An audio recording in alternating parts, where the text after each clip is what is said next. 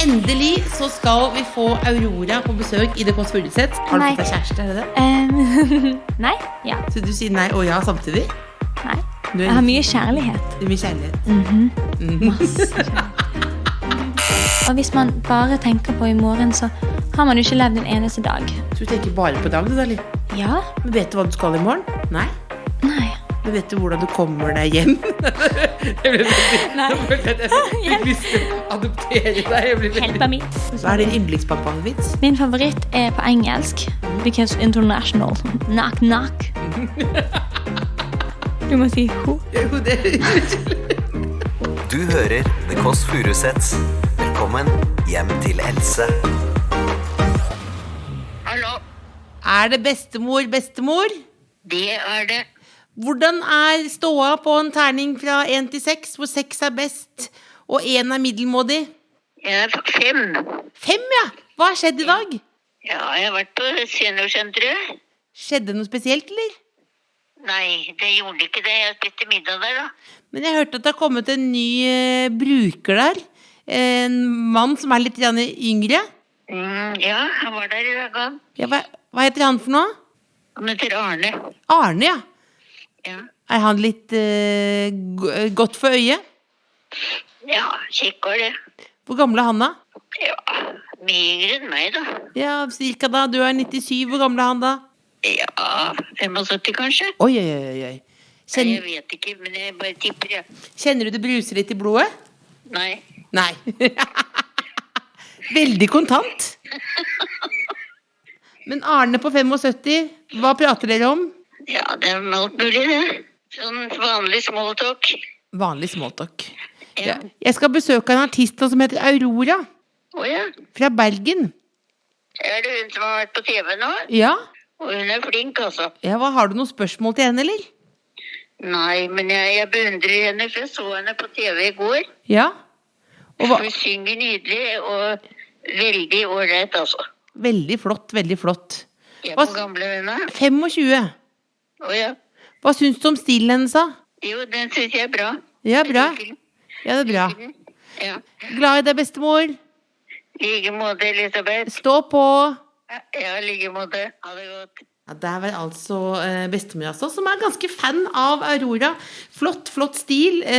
Ikke noen spørsmål, men ren beundring, som snart kommer inn døra her. Oi, der står det en naken på balkongen der borte. Nei, det naken, eller? Nei, jeg vet ikke, det en naken dame der.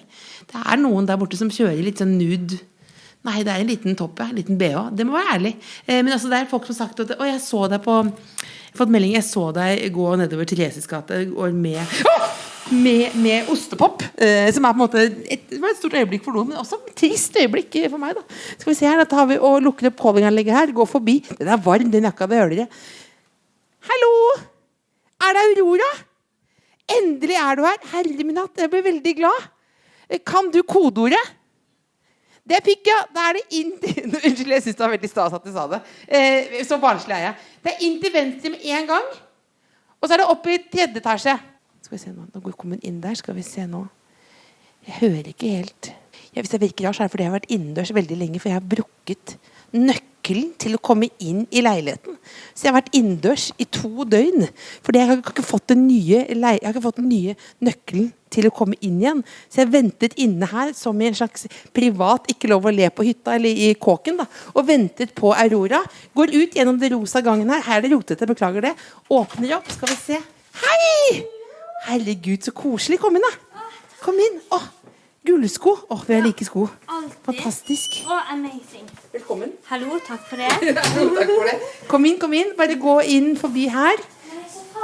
Det så herlig da. Og så her det da en liten anretning her. Altså det vet du hva? Altså. Nei. Nå mistet jeg munnen og mæle. Det så koselig å ha det her. Det så koselig å være her. Og så nå, du må bare sette deg ned, men vi må også bare få det på film, fordi du du Elsa? Nei. Ja, sånn. Ja? Jo, på en måte, ja. Jeg fikk veldig sånn Jeg har litt Frozen-følelse. Fuglebæsj, ja. Et sted. Hva har skjedd? Men jeg vet ikke. Altså, det ikke meg. Det er litt bæsj der, ja. Det er Ja, alltid, det er men, derfor. men jeg synes det er greit å bare si fra, at du sier fra med en gang. for at alle her vet det. Dette er fuglebæsj. Men det har bare skjedd nå i dag. Det har skjedd. For det, hvor har du Det vært kan det? være det var lenge siden. Denne kjolen har vært med på litt av hvert. Ok, hvis kjolens reise skal vi gå gjennom. Jeg vil bare si først her, så er det da, kanskje du må ha mikrofonen litt nærmere, Ja, mistenker det jeg. gir mening. Det gir Jeg mening bare nå. drar den litt sånn, jeg. Og så er det da, drikker du kaffe? Ja. Det er i kannen der. Og så står det brus eller Farris på gulvet.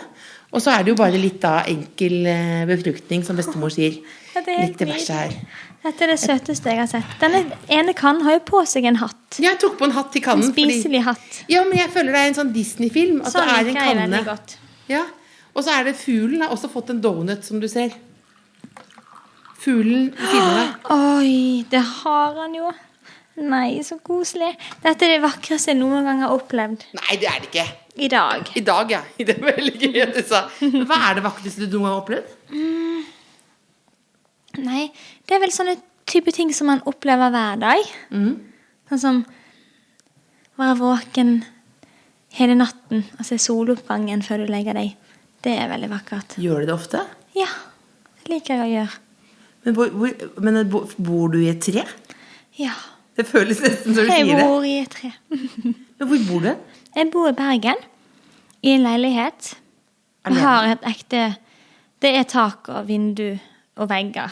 Jeg vet ikke være at du var sånn rar alv som bodde i et tre, men du er jo, dette har du hørt mange ganger, men du er jo veldig nærme naturen, er du ikke det? Å jo, veldig, veldig. Er det derfor det er så mye ulver i låtene dine? Jeg tror det. Og så elsker jeg ulver. De er så drevet av instinkt. Og jeg synes vi mennesker er litt for lite drevet av det. Mener du det? At folk er for saklige, eller? Ja, kanskje. Kanskje. Det er et eller annet med... Jeg føler ofte folk legger fra seg det de vil for å gjøre noe de tror de bør. Gjør du noen gang noe du ikke har lyst til? Nei. Jo, men hvis du bor i en leilighet, Ja. og det er sikkert et sameie, hvis det er dugnad, er du med på dugnaden? Nei. Nei. Nei. Nei, jeg tror ikke noen av mine naboer vet at jeg bor der. Det er for du er hele tiden på reis. Nei, jeg bare skjuler meg. Mener du det? Jeg gjemmer meg bort. Er du sånn som er Og innendørs så nesten? klatrer jeg inn vinduet mitt. Nei, men er du nesten bare innendørs? Ja. Er det også fordi du er på en måte lei av at folk kjenner deg igjen sånn? Nei, altså både og. Nei. Folk er så skjønne. Og i Bergen er det jo så... Jeg er blitt en sånn... Gum nummer 2. Jeg bare er alltid der. Og så er folk vant til det. Og da er det jo bare... Det er ikke noe stress da. Ja, for du er en del av byen, rett og Ja. slett. Så det er bare er der. Og folk er vant til at det bare er der. Så det er veldig avslappet stemning. Men kunne du bodd et annet sted i verden? Jeg kunne... Nei. Jeg tror ikke det. Helt umulig? Helt umulig. Jeg kunne kanskje bodd i Italia. Du lurte på Roma, men så velger du hele Bergen. Men Ja. kunne du gått i krigen liksom fra Bergen, eller? Jeg er imot krig og vold. Ja, det er Men gøy ja. at du blunker og ser i kamera. For det kommer ikke så overraskende egentlig, eller? Men jo da, jeg kunne gått i krigen for Bergen. Men altså, er det noe du hater? Ja, Ja. det er vel det. Jeg hater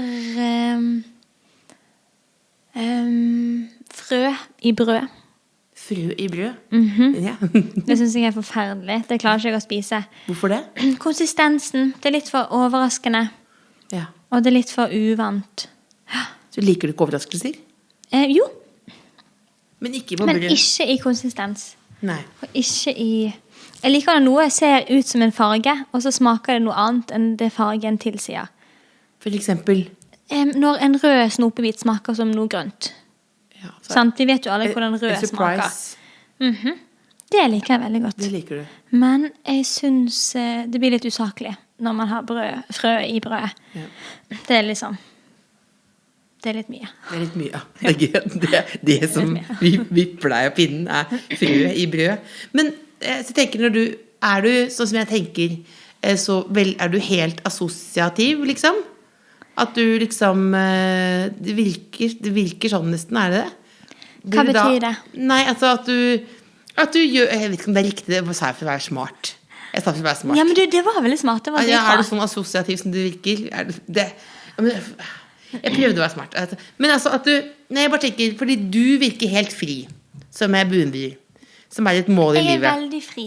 Det må være et mål i livet. Jeg veldig fri. Jeg har en datter til venninnen av meg som 9 år gammel, og hun sier alltid det, alt jeg vil å være fri. Så som fint. Liksom, hun går med diamantsmykker og George fra Seinfeld-genser og hotpants. Altså det virker som hun bare har våknet opp, og så bare hopper hun nesten stuper kråke ut i verden. Da. Ja. Men du driver jo liksom med big business også. Blir det noen gang sånn konflikt? Bare hvis du altså det kunne ha blitt konflikt, men det blir ikke det, fordi hvis man svarer på spørsmål for eksempel, og ikke tenker at man skal svare rett, men man bare svarer, eller å være rett, men man bare så går det fint. Og så du jo aldri, ingen vet jo hvem du uansett, og du aldri den du tror du i andre sitt liv, i andre sitt blikk.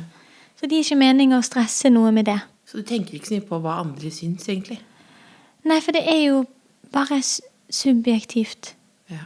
Men gange et par millioner. Men det bare sånn, ja, nei, det har ikke noe, jeg forstår ikke hvorfor det skal bety noe. Helt. Det gir mening. Ja, jeg synes det mening, og jeg synes det helt... Jeg synes det veldig deilig ut, fordi jeg tenker det ganske lett å si, men så virker det jo ikke som det så lett å gjøre det. Nei, og det kan jeg forstå. Jeg forstår alle de vanskelighetene, og det veldig vanskelig å være menneske, det forstår jeg veldig godt. Og jeg respekterer veldig mennesker som sliter med det voldsomme presset. Og man skal passe inn i. Og så det ingen av oss som passer inn. Hvor de som passer inn? I den lille boksen vi blir skvist inn i. Hvordan egentlig livet om dagen da? Godt. Det veldig tilfeldig. Det fylt av masse nye, ekstreme ytterpunkter. Hva betyr det? Har du fått deg kjæreste, det? Nei. Nei? Nei? Det? Ja. Så du sier nei og ja samtidig? Nei. Nei? Jeg har mye kjærlighet. Det mye kjærlighet. Masse kjærlighet. Det er helt umulig. Jeg skjønte ingenting da. Du har ikke kjærlighet, men du har kjærlighet. Jeg har masse kjærlighet. Du har ikke kjæreste, men du har kjærlighet. Jeg har masse kjærlighet. Du har masse kjærlighet. Så det veldig fint. Ja. Men hva var det Jo, livet fylt av ekstreme ytterpunkter. Ja, sånn som jeg har for første gang i mitt voksne liv, vil jeg si, hatt tid til å bare være hjemme. Og så har jeg følt på hvordan det å bare være og leve. Ja. Og jeg veldig flink til det når jeg på en måte ute i skogen, eller når jeg alene i rommet mitt og sånn.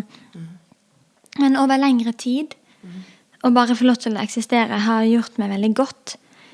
Altså, det hadde vært deilig å ikke tenke på å bli syk. Fordi jeg kan jo ikke bli syk. For hvis jeg ikke kan synge, så kan vi jo ingenting. Da har jo ingen jobb. Så du har sluppet å på en måte tenke på deg selv som en slags verktøy. Ja. Og det har vært så gøy. Så jeg har gjort alt det jeg ikke får lov til å gjøre ellers. Hva det da? Jeg veldig glad i spontane ting. Nei, jeg vet ikke. For eksempel sånn som sist helg, eller helgen før det, så var jeg ute hele natten. Fantastisk. Og så badet jeg. Nakenbadet jeg. Midt på natten. Og da gikk jeg hjem når solen stod opp. Det var fantastisk. Og så danset jeg masse. Og så sov jeg litt. Og så neste dag så bare var jeg inne og tegnte og malte hele dagen. Men det deilig å ha de der ekstreme sidene der man ute og lever, og så plutselig sitter bare under treet og mediterer. Hvordan mediterer du da? Ikke på den tradisjonelle måten. Med meditasjon så mener jeg egentlig en slags sånn forsiktig problemløsning. Ja. Man bare sitter og tenker på ting. Ja. Filosofering på en måte. Ja, så det positivt eller negativt, eller? Jeg synes all grubling positivt. Ja. Uansett hva det om. Og tenke da, og da du tenke. stille. Ja. Hvor lenge har du vært stille til sammen? Jeg har vært stille en uke i strekk. Har du det? Så måtte jeg snakke fordi noen ringte meg. En uke i strekk? Da hadde jeg tenkt at jeg kanskje ble... Da tror jeg hadde følt at jeg var blitt syk. Nei, det er veldig godt. Jeg liker det veldig godt. Jeg burde sikkert gjøre det, for jeg har på lyd for å sove. Og... Altså, skjønner du Men hva jeg jeg mener? skjønner jo, det kan være vanskelig å sovne. Det er veldig vanskelig å sovne. Det er vanskelig Så å jeg har sovne. på sånn, enten før så hadde jeg på sånn nattradioen, for der er det med sånne hilsninger og sånn. Men nå setter jeg på sånn Housewives. I natt hadde jeg på Housewives from Atlanta. Det er veldig mye sånn krangling og sånn. Men det er det verste. Ja. Å sovne til. Ja, på en måte, men da sovnet jeg veldig, for det er også veldig kjedelig. Og også sesonger jeg har sett før. Men da når jeg våknet igjen, så var det fortsatt på, og da våkner du jo med en sånn skam. Ja. Nei, skam. Ja. Nei. Jo. Man skal aldri skamme seg. Skammer du deg aldri? Nei. Hvordan ble du født sånn, tror du? Ja, jeg ble nok det. Men da, inni nøtta, eller er det foreldrene dine som har da, og familien din? For det tror jeg er ganske uvanlig, faktisk. Jo, det kan være. Jeg har et veldig åpne foreldre, men jeg vet jo at det er litt sånn hjernen min er lagd også, som byr på sine gleder og sine utfordringer. Hva er den største utfordringen da? Kanskje disassosiasjon.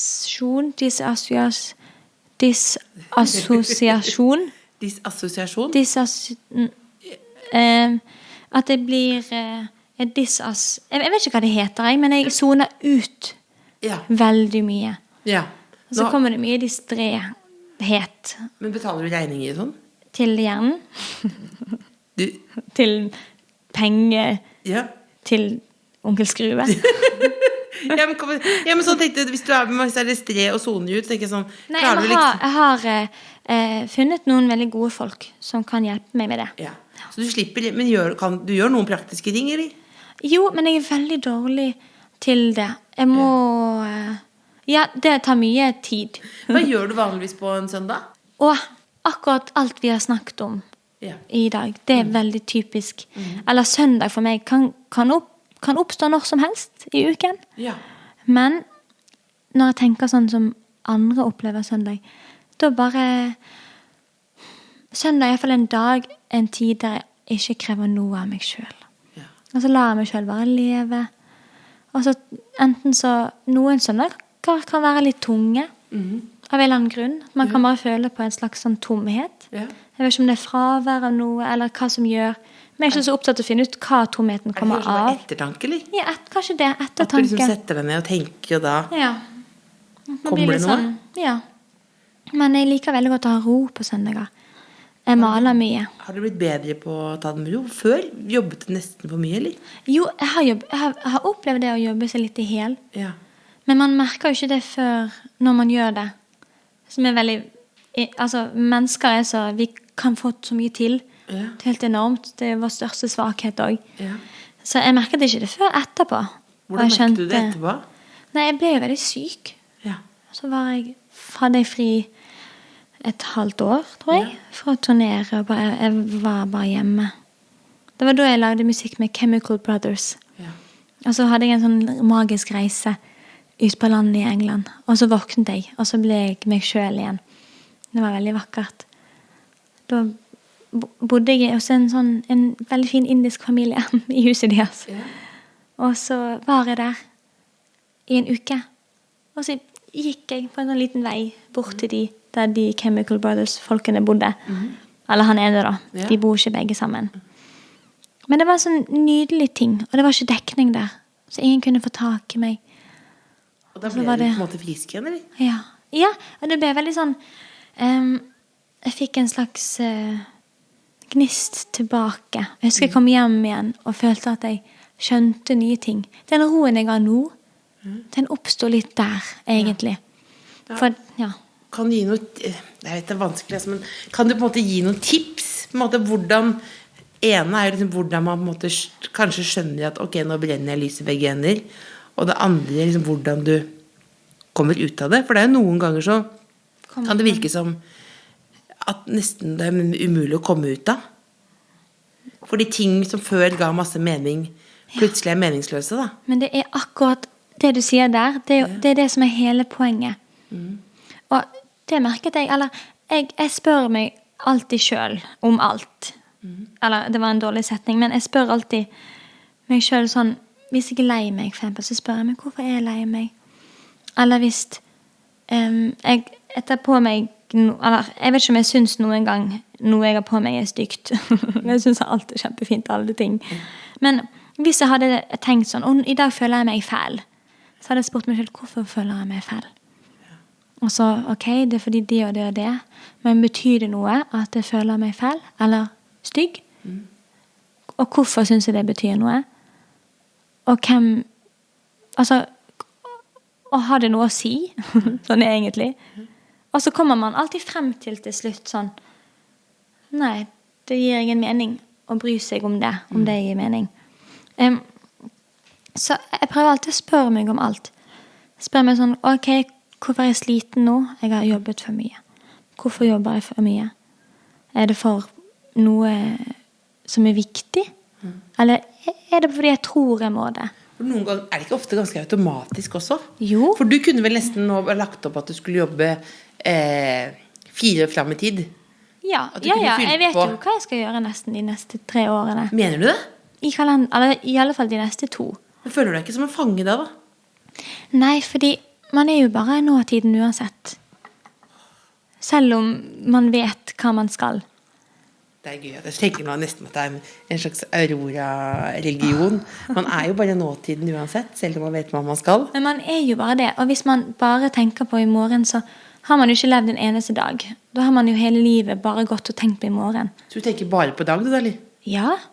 Mener du det? Ja. Men vet du hva du skal i morgen? Nei? Nei. Men vet du hvordan du kommer deg hjem? Nei. Nå føler jeg at jeg fikk lyst til å adoptere deg. Help me, help. En blanding av fascinert, og så ble jeg også tenkt... Jeg vet jeg skal hjem til Bergen i dag. Ja. Så at jeg har... jeg skal hjem i dag, i kveld. Med det siste flyet. Jeg blitt veldig redd for å dø, ja. Hva med deg? Jeg tenker... Husker du at du var redd for døden... Da var liten? I 1851.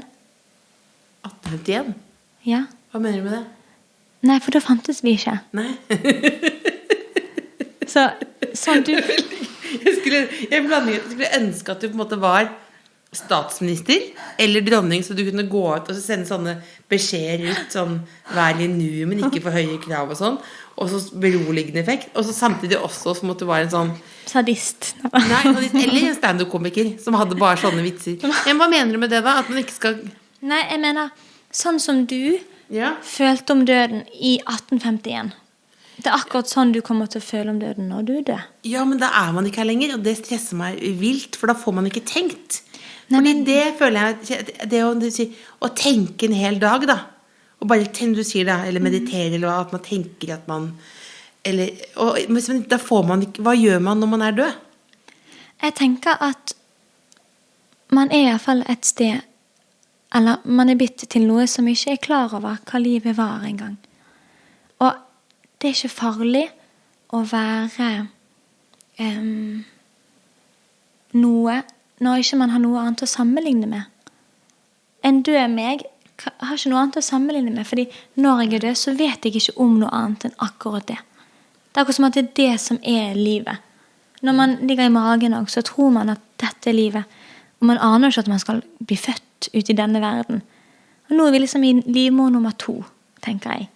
Dette jo faktisk en psykologtime med Aurora Aksnes. Og en beroligende effekt. Hva tror du? For jeg merker, jeg snakker med deg nå, så har jeg jo fordommer, ikke sant? Hvordan du og liksom sier sånn, ja, du veldig assosiativ og som prøver å være smart. Ja, jeg bare ja, du sa sånn dissosiasjoner, og begge to prøver å være... Ja, vi prøver begge å leke mye med... Begge to vil si noe med assosiasjoner, ja, og det kan vi godt finne ut av etterpå, google hva vi mener. Ja. Men hva den største misforståelsen om deg? Jeg vet ikke. Jeg har ikke tenkt så mye på det heller. Fordi det jo også irrelevant. Det egentlig jeg mener. Ja, men det blir jo vi alle hele tiden. Alltid. Alle. Og det jo jeg med andre også sikkert. Men jeg stresser veldig lite om hvilken bås. De får sette meg i hvilken bås de vil. Så det er ikke så farlig. Men jeg tror, ok, ja, du spurte ikke om hva jeg tenkte om det. Du spurte bare om... Nei, jeg bare tenkte kanskje, at jeg sier sånn, ja, du svevende, og så sier jeg tenkte på etterpå sånn, nei, hvor du jeg er veldig svevende.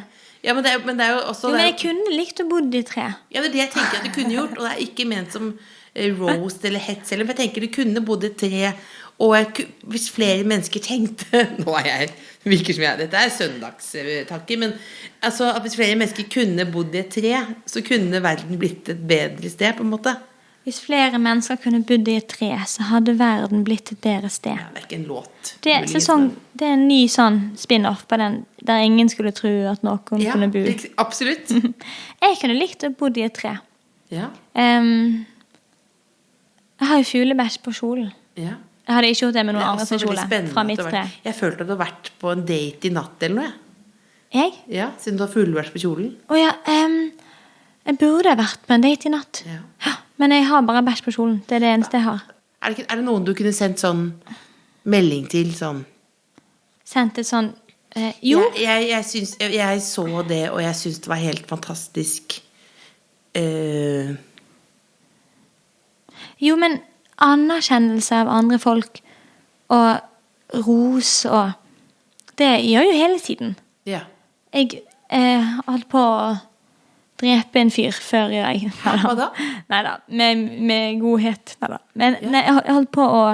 Jeg tror jeg gjorde en veldig ukomfortabel, for det var så mange ting jeg hadde å si. Hvem var det? Det var bare en mann som hadde en hund som matchet klærne han hadde på seg. Ja.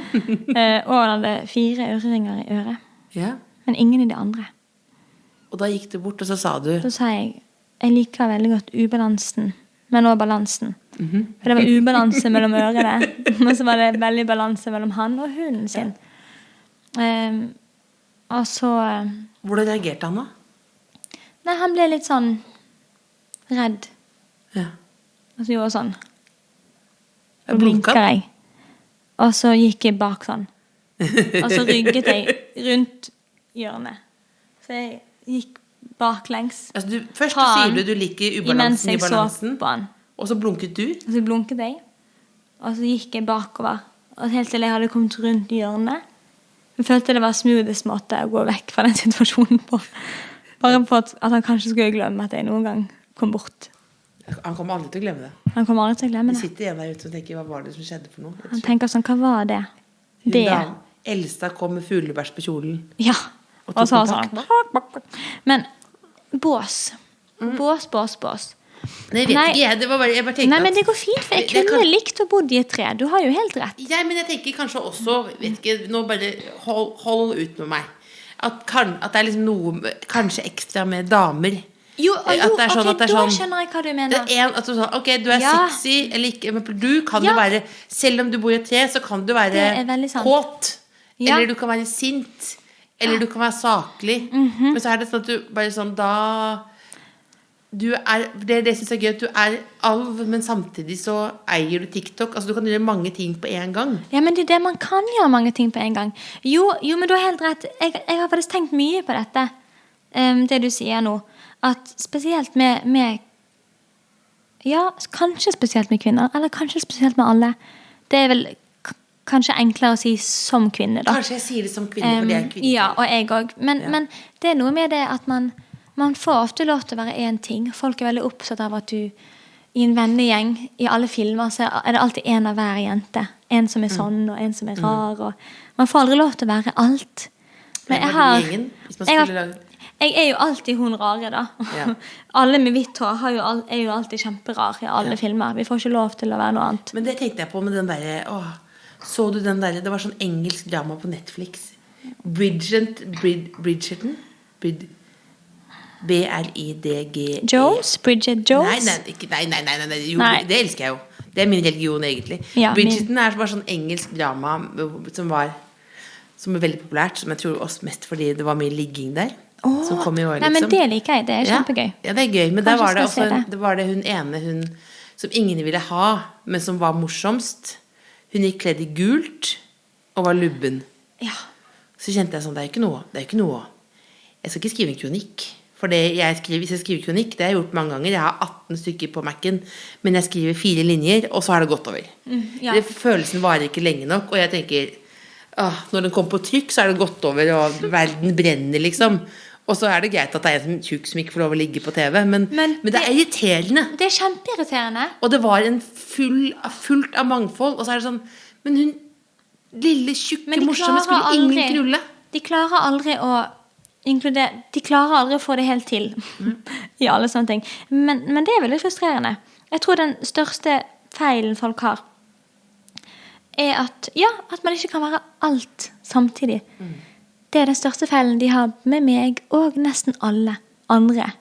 Og la oss si oss kvinner da. Ja. At ikke vi er alt. Man må aldri misforstå at ikke vi er absolutt alt. Mellom himmel og jord. Vi er jo liv. Tenker jeg faktisk på, tenk hvis du var dronning. Det hadde vært nydelig hvis du hver morgen, det er liksom, nesten som sånn, at du hver morgen kommer med en sånn beskjed til folket. En beskjed og så en bank-bank-vits. Ja, en bank-bank-vits først. Første beskjed om at det kunne være hva du ville, og så en bank-bank. Hvem der? Ja. Hva er din yndlingsbank-bank-vits? Bank-bank-vits? Ja. Min favoritt er på engelsk, because international. Det er denne. Men dere har sikkert hørt den, dere der hjemme. Men det er knock-knock. Knock-knock. Du må si ho. Norges dummeste. Jeg lo. Du var allerede klar. Nei, men jeg lo nå, fordi jeg var overtent, og så er jeg veldig varm med den disco-greia her. Ja, men det er verdt det. Du er veldig pen. Men så lo jeg også om at du hadde med en annen person når du snakket engelsk. Ja. Knock. Du var ble veldig Texas. It's American me. Begynn på nytt igjen. Unnskyld, Aurora. Knock. Who's there? Nei, jeg har glemt. Nei. Jeg er så sorry. Knock. Nei. Begynn på nytt igjen. Jo, ok. Knock. Who's there? Little old lady. Little old lady who... I didn't know you could yodel. Jeg har fått så mye kaffe. Okay. Hvor mange kaffekopper har du i dag? 5. 5, ja. Men det er 6. Men sov du i natt? Nei. Hvor var du i natt da? Jo, i natt til i dag. Ja, men i natt til i morgen kommer jeg sikkert ikke til å sove. Nei. Men det er det maling er for. Nattevåkenhet. Til de som ikke skjønte vitsen, så er det fordi at nå Else sa Little old lady who. Jodel. Og det er helt nydelig. Jeg sa det jo, det blir enda bedre hvis man har bedre engelsk da. Little lady who. Knock. Men blir det noen gang flau, eller? Ikke så ofte, nei. Husker du sist når det var sånn, tenkte nei, dette her ble for dumt? Nei, jeg tror ikke.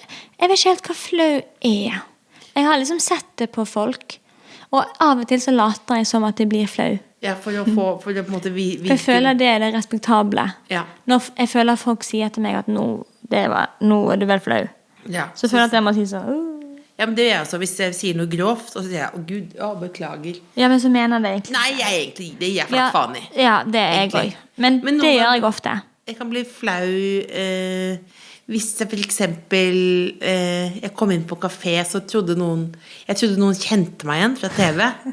Men så var det en annen mann bak, så kom jeg inn nå, det var nå i går, så kom jeg og sier sånn, hei, det er meg, liksom, sånn, og så var det ikke noe, så da bare er jeg en person som går rundt med diskojakke og sier, hei, her er meg, jeg er her, jeg er meg, altså bare som en sånn, at det er som en robot som går ut og bare vil ha konstant bekreftelse, og det ligner jo noen ganger litt på sannheten også, fordi ved å snakke med noen så kjenner jeg at jeg lever liksom, men ja. Det er helt fantastisk. Men da blir jeg jo veldig flau. Men det er jo... Og da lo jeg veldig mye sånn inntil jeg tenkte, og de reagerte ikke på det heller. Det høres helt fantastisk ut. Jeg synes jo det høres helt nydelig ut. Jeg får meg selv ofte til å le. Jeg ler veldig ofte av meg selv sånn, herregud. Men jeg tror ikke jeg blir så flau. Men jeg kan være bevisst på at nå er jeg jo helt ute. Men jeg husker en gang at jeg var flau. Jeg tror jeg var 2. Så var det en som sa, en 5-åring, som sa til meg, sånn, går du fortsatt med bleie? Jeg var 2. Husker du det? Og så synes jeg det, da var jeg flau. Nei, da var jeg sint. Og så da synes jeg det jeg gikk gå med bleie. Det veldig rart med de vonde følelsene. Jeg husker at... Så jeg husker det. Ja, Men siden det så har jeg hatt et anspent forhold til bleier. 5-åringer. Ja. Og bleier. Men jeg husker at søsteren var kanskje hun var 5 da, kom inn, og så hadde hun funnet en sånn pinne i hagen, som hun satte opp på hodet sånn. Ja. Og så sa hun sånn, elg. Som hun var en elg, liksom. Det er fantastisk. Og så fikk jeg latterkrampe, og det husker jeg at hun ble så sint. For hun mente jo bare at da mener man jo selv at man er genial.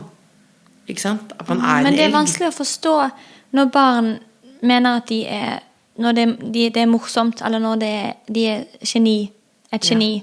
Det er en fine line. Det er en fine line, ja. Yes. Det er en fine line, altså. Fikk du også beskjed om å ha med noe? Jeg har med en liten ting. Ja.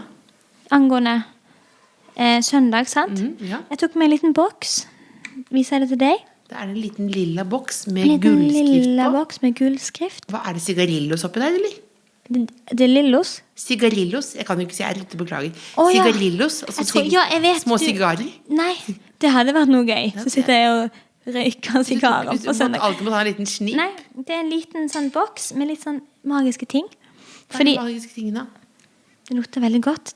Her har jeg en lokk av min ene søster sitt hår. Har du alltid med deg den? Ja. Og her har jeg min andre søster sin visdomstann, som Har hun du trakk. Nei.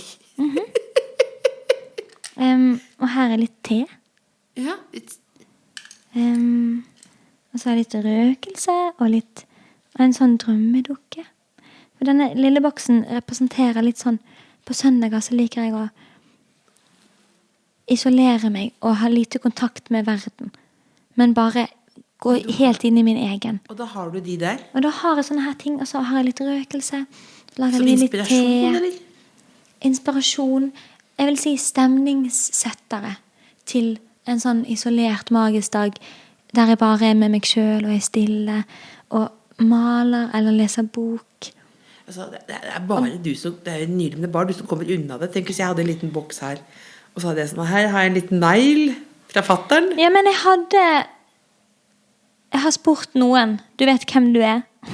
En annen norsk kjent person. Hvem er det da? Nei, Si hvem det er da. du vet godt hvem du er Si selv. hvem det er, jeg vet ikke hvem det er. Si Jeg hvem venter det er da. fortsatt på. For jeg samler på sånne ting. Men hva skal du ha, si hvem det er, hårlokken til Bjørn Eidsvåg? Ja, noe sånt. Hva er det, navleloen til Janne Gym? Noe sånt. Hva er det, hårstrå til Marcus og Martinus, og faren og moren og lillesøsteren? Det er noe sånt. Er det Sverre Magnus sin buse? Men si hva det er for noe da! Nei, men det er noe Jeg blir sånt. helt gal av å ikke vite det. Jeg kan skrive det på en liten lapp. Vil du ha noe herfra som du kan legge i boksen? Ja, Det skal være smått og fint. et eller annet. Så finne noe som er liksom verdig da. Det kan vi Et eller annet lage en oppfølger lite. på. Men du skal få lov til å reise ut i verden igjen, fly ut i verden. Men jeg har et helveteshjul Åh, det er kjempegøy. hvor folk sender inn spørsmål. For å få bedre, rett og slett, spørsmål enn det jeg kan stille. Da tar vi det nærmeste spørsmålet, og det er der, ja. Philip har sendt inn spørsmål. Åh, Philip. Hei, Philip. Hei, Han Philip. sier: hvis du bare kunne redde 2 mennesker fra verdens undergang, hvem? Philip. Mørkt. Tenker du da som familie, eller tenker du sånn Obama, liksom? Tenker familie, eller? Jeg hadde nok reddet. Det hadde jo gitt mening å redde en mann og en dame, som kunne restarte menneskeheten fra før. Men det er sånn praktisk. Ja, men det er en mann Ellers og en hadde dame. jeg, eller min søster og hennes snart nyfødte sønn, Åh, det var fint. kanskje. Det var veldig fint. Da hadde jeg drept hans far. Ja, det Tydeligvis. er herlig. Sorry, Det er herlig, det. Erlend. Men sånn er det bare. Men hun må jo leve, for han er fortsatt en del av min søster. Så Ja. de to. De to. Veldig godt svar. Ja. Helt til slutt, Aurora, har du en hilsen til det norske folk? Du Em, kan se i kamera. Kjære Norge.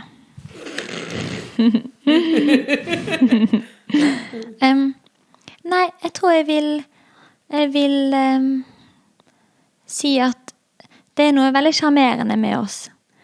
Eller jeg blir av og til veldig usjarmert av Norge. Sånn ting vi har å jobbe med, sant? Som i samfunnet vårt fortsatt. Ja. Om det Altså rasisme eller homofobi, ting som bare helt sånn ute, som vi fortsatt driver og tuller med. Som hele verden. Treigest, mener du det da? Hæ? Norge treigere enn mange andre steder? Nei, men der det mennesker, der det. Ja. Og det overalt. Ja. Så også oss. Ja. Og det jo skuffende som bare det. Ja. Men sånn, jeg blir av og til sjarmert av dette landet her. Ja. Og det når jeg møter folk på fjellet. For når du går forbi mennesker i byen, så alle sånn stresset og inne i sin egen ting, og alle i veien for alle, og ingen ser på hverandre. Men når vi går på fjellet og møter et annet menneske, så hilser man alltid, så smiler man, og så ønsker man hverandre en fin tur. Og da skjønner jeg veldig sånn hvor vakre vi blir når vi ute, der vi hører til, i stillheten og i freden og på fjellet eller i naturen. Og så vil jeg minne det norske folk på hvor mye sånn frihet og natur vi har tilgjengelig, og hvor godt det for psyken, og minne seg på at vi når som helst kan dra ut og oppleve denne gratis terapien. Og det helt fantastisk. Så vi må ikke glemme hvor nydelig det og hvor viktig og godt for oss det å være ute i naturen og bare få lov til å eksistere uten at noen krever noe av oss. Og når jeg møter det norske folk ute på fjell, så blir jeg veldig sjarmert. Og så tenker jeg, så nydelige vi Og så vil jeg gi ekstra kjærlighet til de der hjemme som gruer seg til at verden skal åpne igjen. Som har hatt det godt og trygt nå i isolasjonens navn. Og at vi må huske at vi blir vant til det også. For vi tilpasser oss godt, vi mennesker. Så det går fint til slutt. Tusen takk for at du kom, dronning Aurora. Takk for meg. Da skal jeg finne en liten ting som jeg skal putte opp i boksen din. Det litt tvangsaktig da, men vil du ha hårlokk eller smykke? Smykke. Sånn krusete hår, vil du ha det? Det kan jo misforstås. Og tar noe kjønns oppi der. Ja, men det jo fantastisk det også. Jeg finner et eller annet. Ok. Tusen takk. Takk for meg.